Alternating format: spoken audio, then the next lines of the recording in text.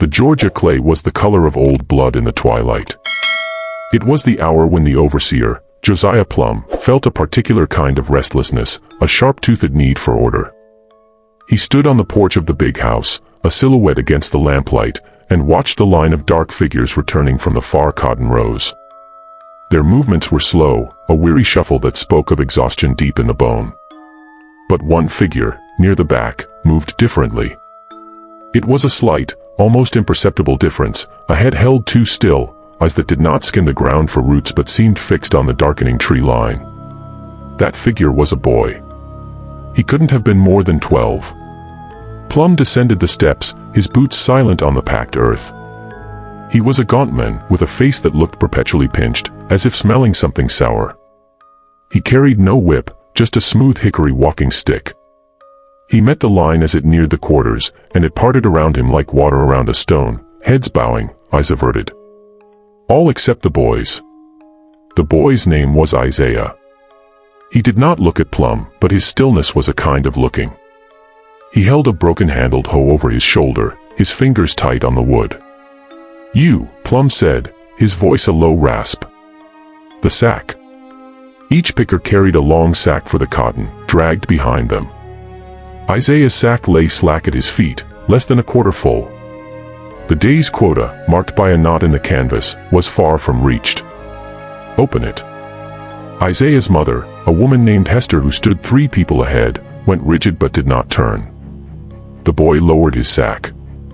He untied the rough cord and spread the opening.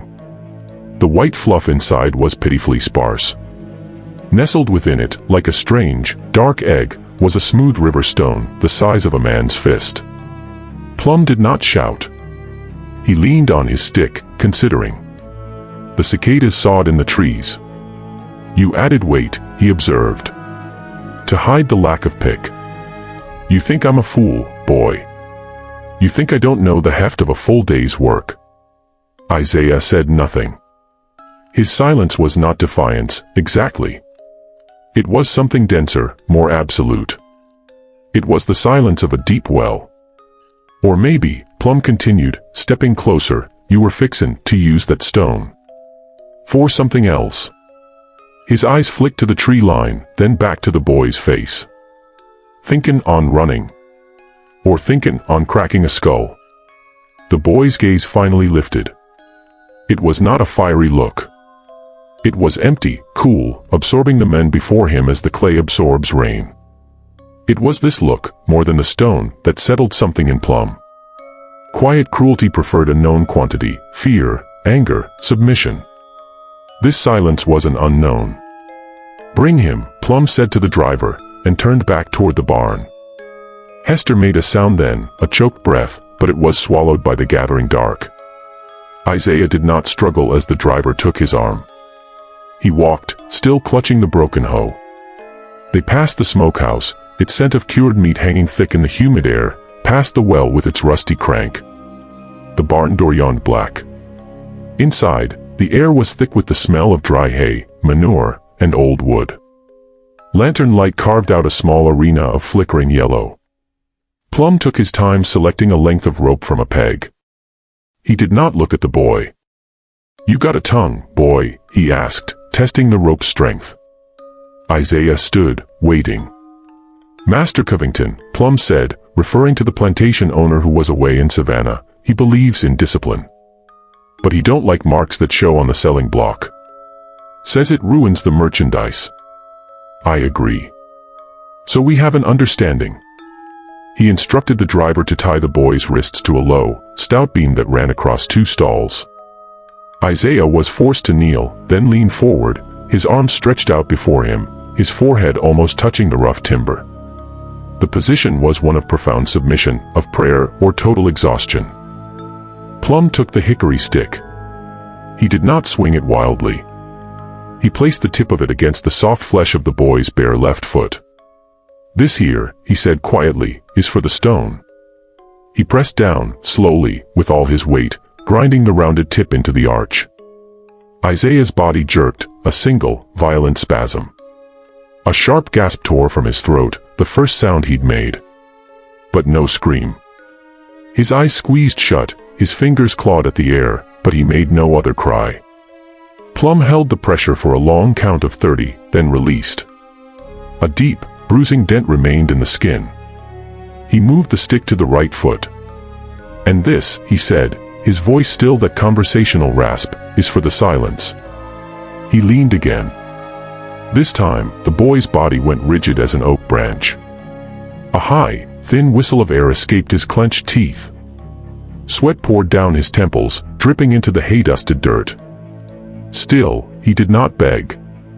He did not make a sound a man like Josiah Plum could understand. When it was done, Plum stepped back. The boy sagged against his bonds, trembling violently, his breath coming in ragged, shivering pulls. The overseer studied him, that pinched expression deepening. He had seen men break, weep, promise anything under such pain. This was different. The pain had not gone in, it had simply been absorbed. "Cut him down," Plum said, a flicker of unease in his gut. "Take him to his mammy. He won't be walking to no tree line tonight." As the driver moved to obey, Plum turned to leave, pausing in the barn door. He glanced back at the boy, now a crumpled form on the ground. In the lantern's guttering light, for a fleeting second, the overseer saw not a child in agony, but something else, a figure of immense, terrible patience. Like the land itself, which bore all weathers and all cruelties, and simply waited. He shook his head, spat into the dust, and walked toward the big house, the boy's silence clinging to him like the humid night air. Isaiah was born into that same silence on a night in 1835, during a summer storm that rattled the loose shingles of the cabin. His mother, Hester, labored on a pallet of corn husks, attended by an old woman named Aunt Minnie whose knowledge of roots and birthing was the only medicine offered. The wind howled like the lost, and the lightning flashes through the chinks in the wall illuminated the weary faces of the other women who shared the single room. He did not cry when he entered the world. He breathed, his small chest heaving, but he made no sound.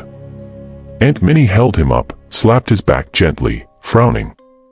"This child got no song in him," she murmured. Hester, exhausted and afraid, took him to her breast. She looked into the dark, watchful eyes of her newborn and felt a chill that had nothing to do with the storm. "He listenin'," she whispered. "He just listenin' hard."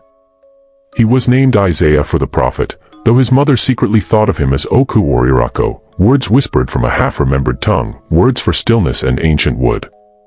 His father was a man called Elijah, a broad-shouldered field hand from a neighboring plantation who had been sold to Mississippi when Isaiah was still in the womb. Hester carried the memory of Elijah in her heart and the shape of his brow on her son's face.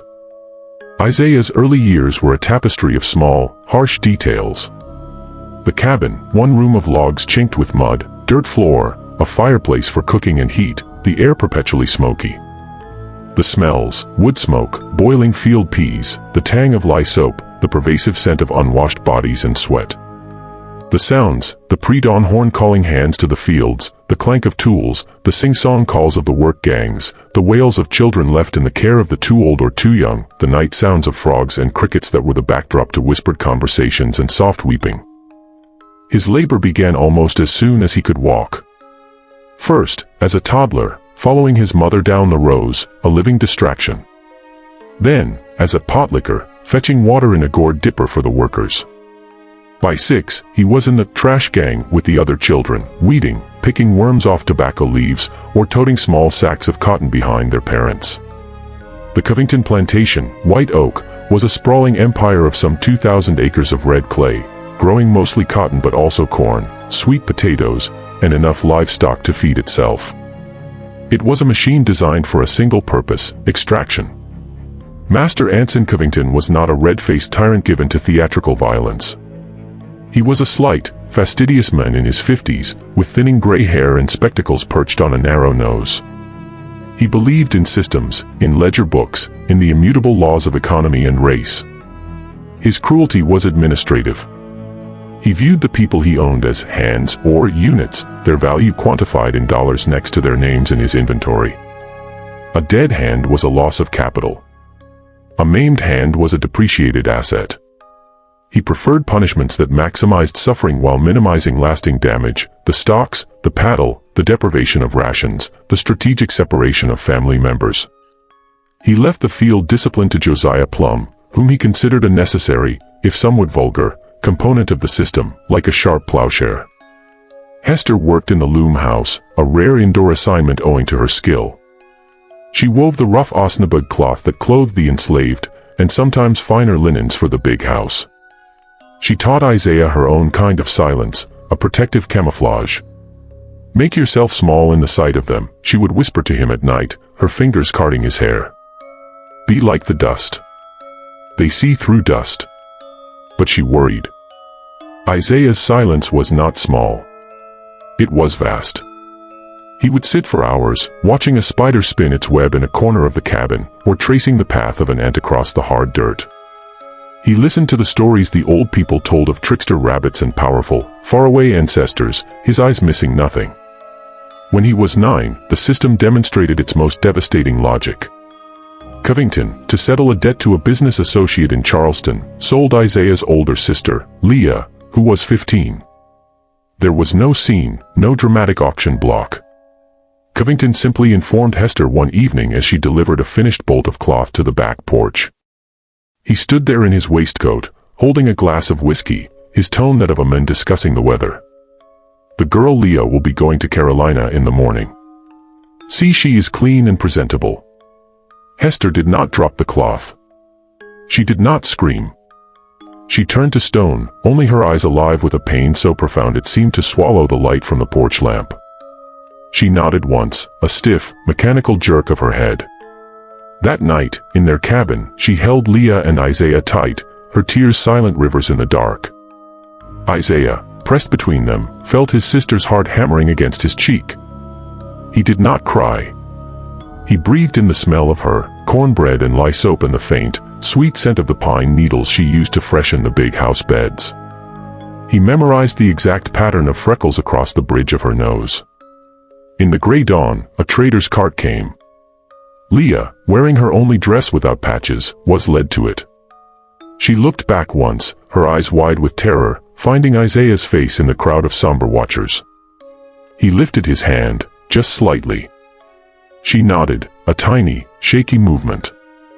Then she was gone, the cart's wheels crunching on the gravel drive, taking her south, into a future of unimaginable unknowns. Hester's spirit seemed to leave with her. She moved through the days thereafter like a ghost, her weaving becoming slower, her eyes perpetually red-rimmed.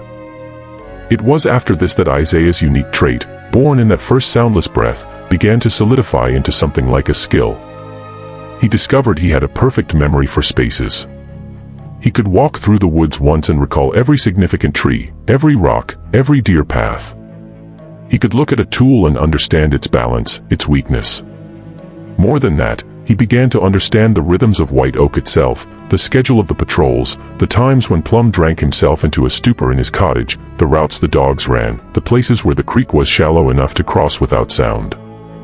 He stored this information not with any immediate purpose, but as a squirrel stores nuts, instinctively, for a future need he could not yet name.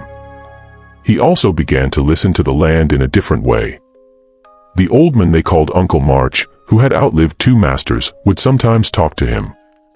"This land got a memory, boy," March said, whittling a piece of cedar. "It remember the blood. It remember the tears. It soak 'em up. The trees seen it. The rocks heard it. You quiet enough, you can hear it talk back." Isaiah would press his ear to the cool, thick root of the great white oak that gave the plantation its name, or lay his palm flat on a sun-warmed boulder in the creek.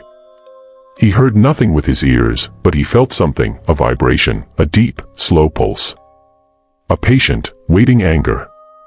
The years turned like the heavy grindstone in the plantation's tool shed, wearing everything down to a fine, useless dust. Isaiah grew tall and lean, his muscles hard from field labor. He was assigned permanently to the cotton gang, his world narrowing to the brutal cycle of planting, chopping, picking. His hands became a map of scars and calluses. The silence within him grew denser, a fortress. His mother, Hester, faded. The loss of Leah had broken something essential in her. She developed a cough that no poultice from Aunt Minnie could cure, a dry, rattling sound that echoed in the cabin at night. She grew thin, her skin stretching tight over her bones. One evening in the deep winter of 1847, as a cold rain sleet against the cabin, she called Isaiah to her pallet. Her breath was shallow, her eyes bright with fever. "You got your daddy's brow," she whispered, her voice like rustling leaves. "And his strength. But you got your own spirit. It's a quiet spirit. Don't let them make it mean. Don't let them put hate in that silence. Hate is a poison drink. You sip it thinking it's for them, but it kills you." She reached a trembling hand to his face. "The stone remembers the mountain. The river remembers the rain.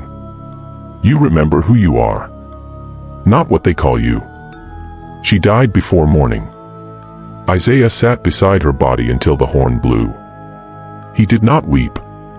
He closed her eyes, folded her hands over her chest, and walked out into the gray, icy dawn to join the line for the fields. Josiah Plum, seeing him, gave a curt nod. "Your mammy's passed. We'll put her in the ground this evening. Get to work." The funeral was a hurried affair in the slave burying ground, a rocky patch of earth beyond the orchard. A few words were mumbled. A hymn was hummed low. As they shoveled the red clay onto her shrouded form, Isaiah felt a final piece of his tether to the world snap. He was now utterly alone. His silence became profound. He spoke only when directly ordered to, and then in the fewest words possible. He became a favorite subject for the casual, petty cruelties of the system. A white child from the big house, a nephew of Covington's visiting from Augusta, thought it a grand game to trip Isaiah as he carried a heavy bucket of water from the well. The bucket spilled, the boy laughed. Isaiah, soaked and muddy, simply refilled the bucket and continued on his way, his expression unchanged.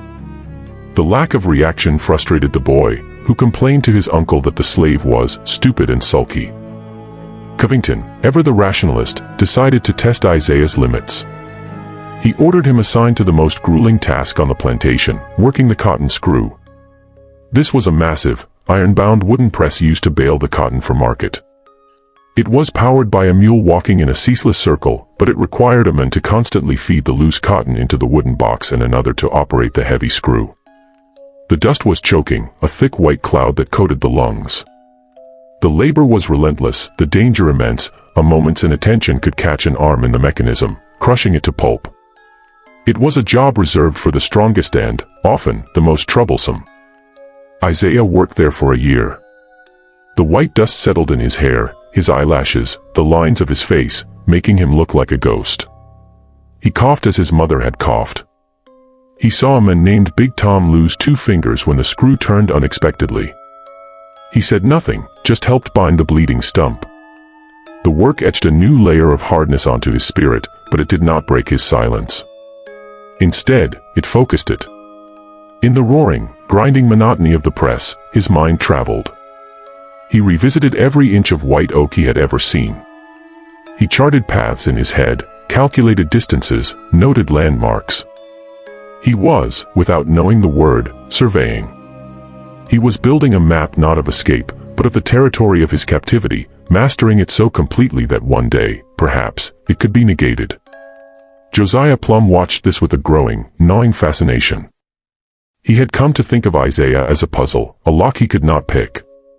One afternoon, he intercepted Isaiah returning from the press, his body slick with sweat and powdered white. "You ain't much for talking, are you, boy?" Plum said, falling into step beside him. Isaiah shook his head. "You thinkin'? Plottin', maybe." No response.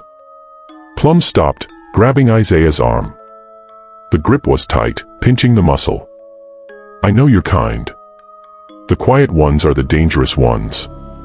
You're a spark in a dry field. And I will be the rain that puts you out. You understand?" Isaiah met his eyes. In their dark depths, Plum saw not fear, not anger, but that same terrible, patient absorption. It was like looking into the eyes of a deer just before it bolts, a bottomless, knowing wildness. Plum released him with a shove. "Get on." The turning point came in the autumn of 1849. A letter arrived from Charleston. Master Covington's business associate wrote that the girl Leah had died in childbirth, along with the infant. It was a single line in a letter mostly concerning cotton prices. Covington, while eating his supper that evening, mentioned it offhandedly to his wife. The cook, a woman named Sister May, heard it through the serving door. By full dark, the news had reached the quarters. It found Isaiah sitting on the stump outside his empty cabin. The last thread of his past, the faint hope of someday seeing his sister's face again, was severed. He felt a coldness settle in his gut, a clarity as sharp as broken glass. The map in his mind, until now a passive thing, suddenly glowed with purpose. Every path, every creek ford, every patrol schedule had meaning. He looked up at the sky, at the hard, bright pinpricks of stars indifferent to human sorrow. He did not think of freedom as a grand concept. He thought of it simply as a way. Away from the ledger book, away from the grinding screw, away from the sound of Josiah Plum's voice. But he was not reckless. He knew the stories of those who ran and were caught, the brands, the amputated toes, the beatings that left a body broken for life. He needed more than a map. He needed a reason to survive the attempt. And in that moment, he found none. There was only the cold, vast silence. His opportunity arrived from an unexpected direction. The Covingtons' eldest daughter, Eleanor, was to be married to a young lawyer from Atlanta. The plantation was abuzz with preparation. Among the enslaved, however, a different kind of news traveled, a rumor of a man. A conjureman or a trickster or perhaps just a desperate soul who knew the ways north. He was said to be hiding in the swampy margins of the Okefenokee, not far from White Oak's western border. They called him the Rail Splitter, for his supposed skill at finding and creating paths through impossible terrain. Isaiah knew the western swamp. He'd been sent there occasionally to cut cypress knees for kindling. It was a place of quicksand, alligators, water moccasins, and a loneliness so complete it felt like a physical presence. It was also, he realized, a place no patroller would willingly venture deep into. The Rail Splitter, if he existed, was a specter of hope. One evening, while fetching water from the well, Isaiah overheard two house servants talking in hushed tones. "He leaves signs," one said. A split rail leaned against a particular tree. A knot tied in a vine. "Follow the signs," they say, "and he'll find you." That night, Isaiah made his decision. He took nothing but a stolen kitchen knife, a handful of cold cornbread wrapped in a rag, and a flint stone. He wore his rough Osnaburg shirt and trousers, now thin and frayed. Just before the moon set, when the darkness was deepest and the patrol would be at its laziest, he slipped from his cabin. He moved not with haste, but with the deliberate, silent grace of the memory that had guided his childhood games. He avoided the paths, staying in the tree line, his feet finding silent purchase on the pine needles. He crossed the main road at a bend where the trees grew close. He reached the edge of the cultivated fields and entered the wild, tangled borderland that signaled the beginning of the swamp. By dawn, he was deep in a world of gray moss, black water, and towering, buttressed cypress trees. The air hummed with insects. He looked for signs. For 2 days, he saw nothing but the endless, confusing sameness of the wetland. He ate the cornbread, drank from tea-colored streams, slept fitfully in the hollow of a Tupelo gum, starting at every splash and rustle. Hunger and doubt began to gnaw at him. On the third morning, as a mist rose from the water, he saw it, a young pine tree, its trunk freshly stripped of a strip of bark in a deliberate, vertical line. A marker. His heart hammered against his ribs. He followed the direction it seemed to point. Hours later, he found another, 3 stones stacked in a small pyramid on a half-submerged log. Hope, fierce and terrifying, surged in him. He found the Rail Splitter at dusk. The man was not a mythical figure, but a fugitive himself, perhaps 10 years older than Isaiah. He was gaunt, with eyes that held the permanent wariness of the hunted. He lived in a hammock, a slight rise of dry ground in the swamp, hidden by a curtain of saw palmetto. He had a small, smokeless fire and a shelter of woven branches. He said his name was Henry. "They call me other things," he said, his voice low and gravelly. "But Henry'll do." He studied Isaiah with an appraising gaze. "You came alone." "Quietly." "That's good. The loud ones die first." He shared a meager meal of roasted swamp potato and a piece of dried fish. "I can't take you north," Henry said bluntly. "The routes are broke right now. Too much heat. But I can teach you how to live here. How to be a ghost in this wet green hell. Then, when the time is right, you move." For weeks, Isaiah remained with Henry. He learned to set snares for rabbits, to identify edible roots and berries, to distinguish the hiss of a water snake from the slide of an alligator. He learned to move through water to hide his scent from dogs, to navigate by the moss on the trees and the position of the sun through the canopy. Henry taught him the most important lesson: patience is a weapon. Hunger, cold, loneliness, they're guards just as mean as any patroller with a dog. You gotta outpatient them. Isaiah's natural silence served him perfectly. He became a shadow, absorbing every lesson, every piece of swamp lore. He felt a fragile sense of camaraderie with this man who asked no questions about his past. For the first time since his mother's death, he was not alone. The betrayal came not from Henry, but from the swamp itself, and the relentless machinery of the world they had left. Henry fell ill with a fever that left him shaking and delirious. Isaiah cared for him, fetching water, trying to get broth into him. But on the fourth night of the fever, Henry, in his madness, began to shout incoherent cries about fire and dogs. The sound echoed in the still swamp air. They were found 2 days later. A group of 4 patrollers and 2 dogs, drawn by the rumors of a swamp maroon and possibly by Henry's shouts, surrounded the hammock at first light. The dogs bayed. The men, faces grim and tired behind their rifles, ordered them out. There was no fight. Henry was too weak. Isaiah's knife was useless against 4 guns. They were bound and marched back to the world of red clay and white cotton. The return to White Oak was a spectacle of calculated terror. Master Covington, furious at the loss of property and the affront to his authority, decided to make an example. Josiah Plum's pinched face was alight with a cold, satisfied fire. The puzzle was solved, the spark was caught. The punishment was to be public, conducted in the yard between the big house and the quarters, at noon when the sun was highest and hottest. The entire enslaved population was forced to watch. Isaiah and Henry were stripped to the waist and tied to the whipping posts, rough-hewn cedar stakes driven deep into the ground. Covington addressed the crowd from the porch, his spectacles glinting. These men chose the life of beasts in the swamp over their Christian duty and lawful place. They have forfeited the Master's protection and must bear the Master's justice.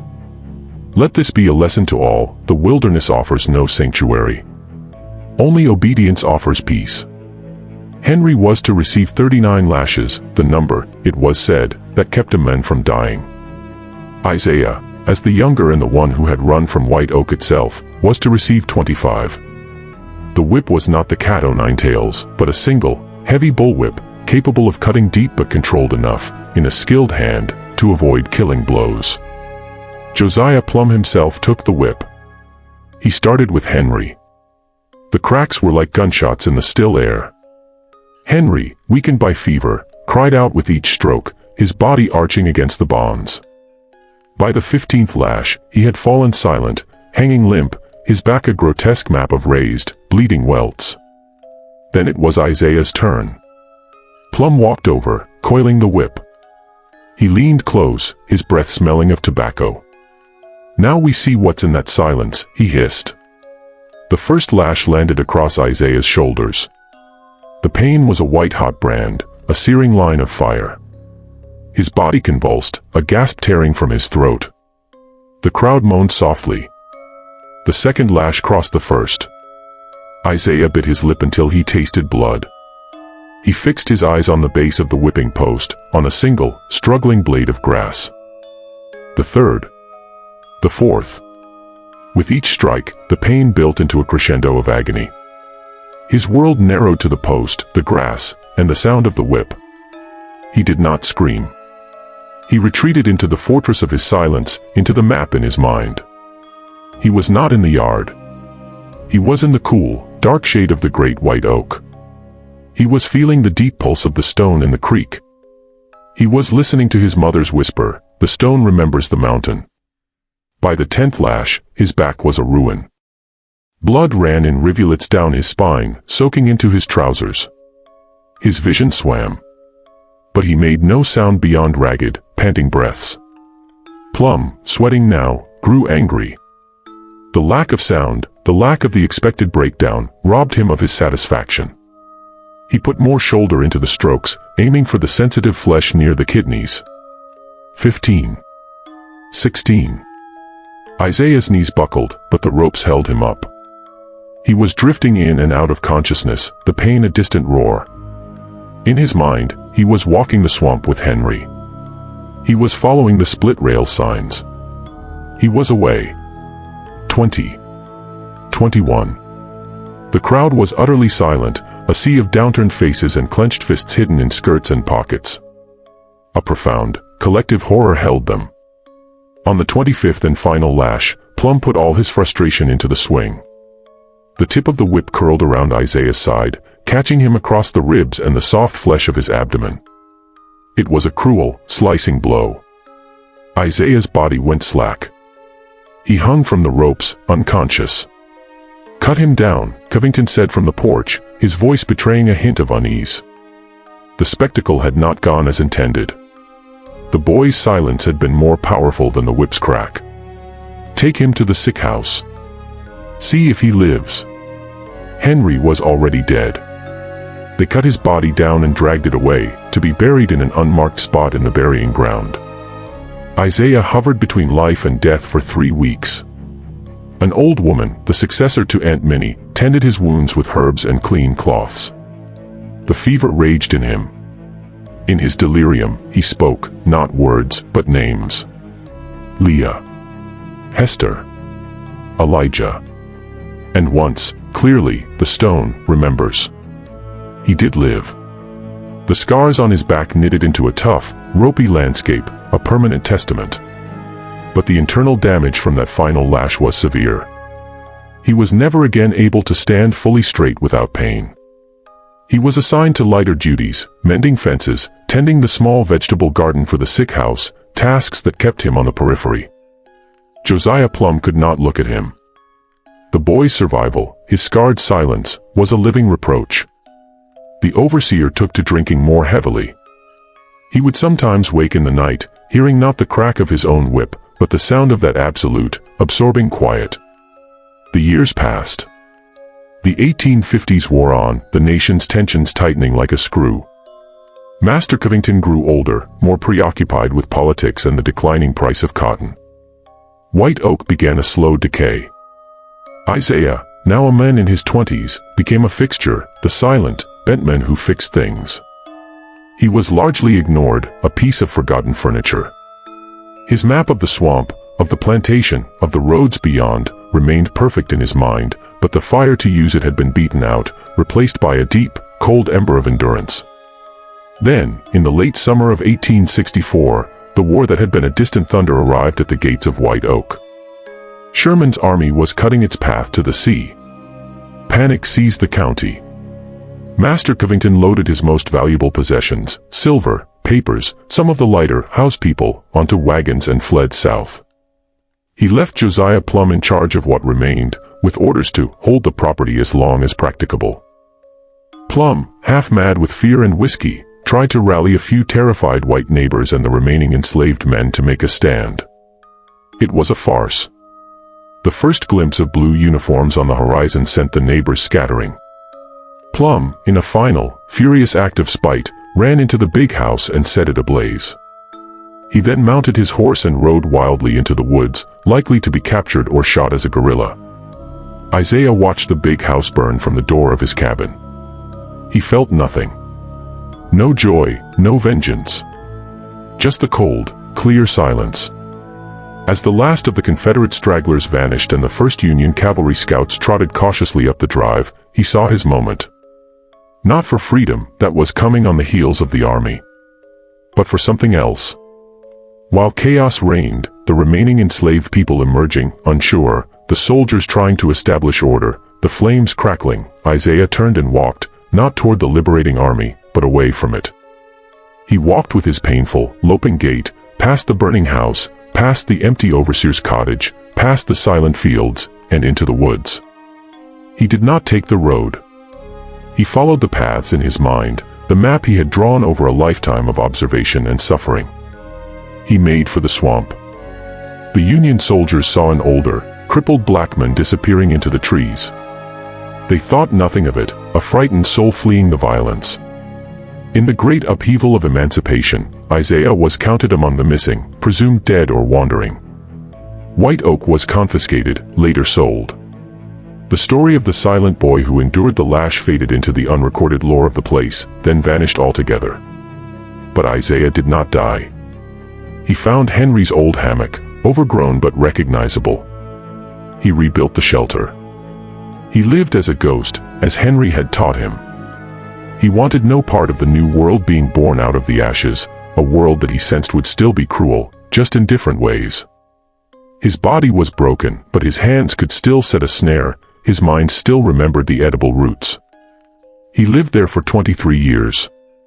He grew into an old man, his hair and beard white, his back permanently hunched. He spoke to no one, though he sometimes saw other people, freedmen trying to farm poor land, timber cruisers, occasional hunters. He avoided them all, melting into the green shadows. He became a rumor again, but a different kind, the swamp hermit, a harmless ghost story for children. Some said he was a Confederate deserter, others a mad freedman. No one knew his name. In the spring of 1887, a young surveyor and his assistant, mapping the area for a timber company, pushed deep into a forgotten corner of the Okefenokee margin. They came upon a surprising sight, a small, neatly kept plot of land on a hammock. There was a tidy shack made of cypress and palmetto, a smokehouse, even rows of vegetables growing in raised beds.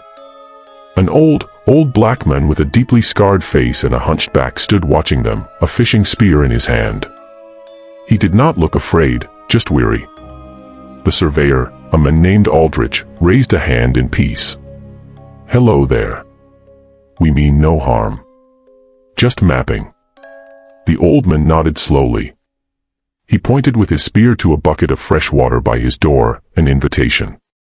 Aldrich, intrigued, approached. He was an educated man, from Boston. He saw intelligence in the old man's eyes, a depth of experience that belied his wild appearance.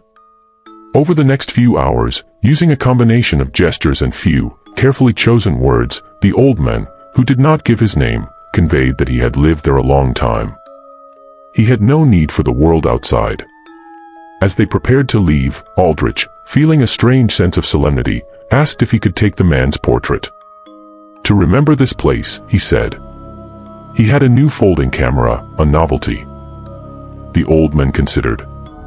Then, to Aldrich's surprise, he agreed. He went into his shack and emerged wearing a coat. It was an old, faded, but impeccably maintained frock coat, of a style from before the war. It hung oddly on his bent frame, but he buttoned it with solemn dignity.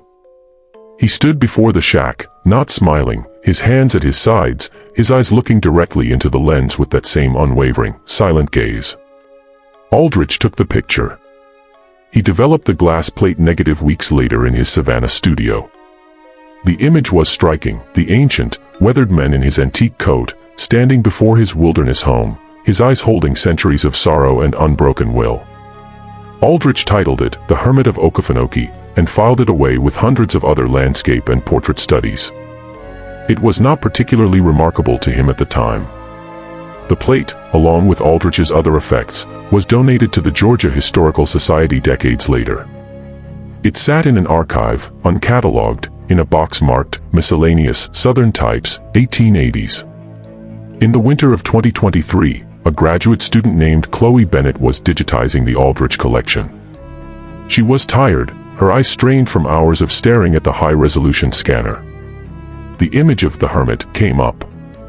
She was about to assign it a generic metadata tag and move on when something made her pause. The man's face, there was a story there. She zoomed in. The image was remarkably clear for its age. She could see the texture of the old coat, the thatching of the roof, the deep lines on the man's face. She zoomed in closer on his eyes. They were haunting. But it was something else that caught her attention. She enhanced the contrast, lightening the image. There, on the man's left hand, resting against the dark fabric of the coat, was a series of deep, pale scars across the knuckles and the back of the hand. They were old and smooth. But the pattern was unusual. It wasn't the random scarring of labor. It looked almost deliberate, like old ligature marks, but also, she squinted. There, faint but visible when she applied a spectral filter, were the remnants of what might have been a brand, long since faded to a twisted knot of pale tissue. A letter. She couldn't tell. Driven by a historian's hunch, she began to cross-reference. She looked at plantation records from the region, inventories, punishment logs. She found a mention of White Oak Plantation in a digital archive of Covington family papers. There was an inventory from 1850. Listed among the hands was Isaiah, boy, aged 15, field hand, marked by silence. Valued at $700. A later, terse note in an overseer's journal, dated 1850, read, "The boy Isaiah recaptured with runaway Henry. Received 25 lashes. Did not cry out." A strange one. Then she found a bill of sale from 1835 for a man named Elijah, sold south. In the margin, in a different ink, was a scrawled note, "His woman Hester in Loom House bore a son this year. Will not cry. Called Isaiah." Chloe's blood ran cold. The dates aligned. The silence was noted. The punishment. 25 lashes. She looked back at the scanned portrait.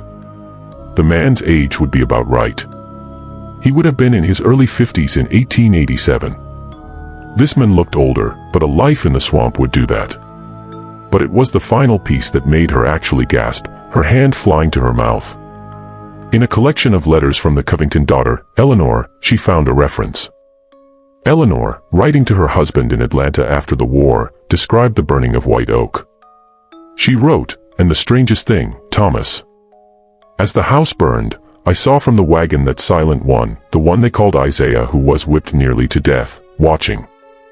And he did not run toward the Yankee soldiers like some others. He turned and walked into the woods, toward the old swamp, with that crooked walk he had after his beating. He never looked back. It was as if he was going home." Chloe leaned back in her chair, the hum of the server room suddenly loud in her ears. She was looking at a man who had been born into slavery, witnessed unspeakable loss, endured brutal punishment, attempted escape, been broken in body, and then, when freedom finally came on the bayonets of an army, had turned his back on it. He had chosen instead the wilderness that had once been his hoped-for path to liberty, making it his final sanctuary. He had survived not just slavery, but history itself, disappearing into its margins until a random photograph, and a zoom button, pulled him back into the light. The man in the coat, standing with such somber dignity, was not just a hermit. He was Isaiah. He was the boy who did not cry. He was the map that walked away. He had carried his mountain in the silence of his soul, and in the end, he had become as enduring and patient as the stone itself. The historian felt no thrill of discovery, only a profound and chilling sadness. Here was a life, entire and complex, reduced to a few lines in ledgers, a note about silence, and a single, haunting image from the edge of a swamp. How many more, she wondered, were there? How many lives of quiet endurance, of unrecorded resistance, of immense, invisible suffering, had simply been absorbed by the land, leaving no trace but the faint, cold pulse one might feel by pressing a hand to the right rock, or listening to the wind in the right stand of trees, in the deep, remembering silence.